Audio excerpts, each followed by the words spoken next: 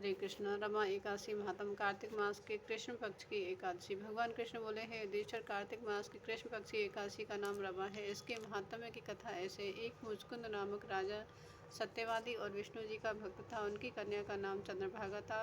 उसका विवाह राजकुमार सोहन के साथ किया। सोहन का शरीर निर्बल था, लेकिन उसकी श्रद्धा पूर्ण शक्तिशाली थी। एक समय सोहन ससुराल में था और रमा एकादशी का आ गई।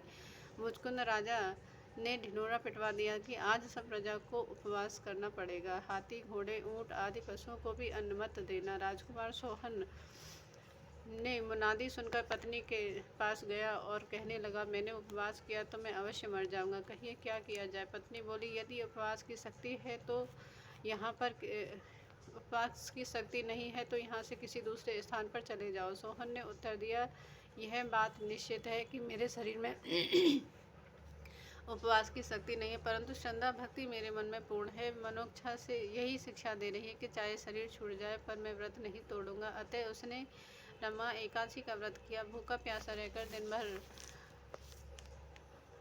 दिन को व्यतीत किया। कष्ट पाकर रात्रि को भी जागरण करके निकाल दिया। प्रातः होने से पहले ही प्राण त्याग दिए। व्रत के प्रभाव से उसे इंद्राचल पर्वत पर रत्न जड़ित उत्तम नगर प्राप्त हुआ। शोभन वहाँ इंद्र के समान आनंद लेने लगा। गंधर्व और अप्सरा उनकी स्तुति किया करते थे। एक समय मुचकुंद नगर का रहने वाला एक ब्राह्मण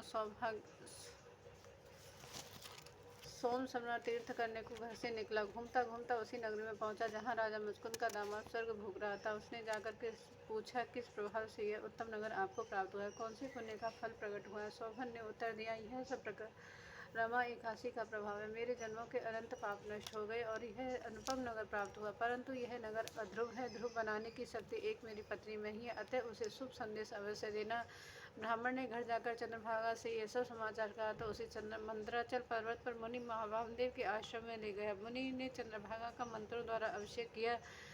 वह दिव्य शरीर धारण कर पति के पास चली गई। पति को कहने लगी, मैं जन्म से एकादशी का व्रत करती हूँ, इसके प्रभाव से तेरा अनुपम नगर ध्रुव लोक के समान अचल रहेगा।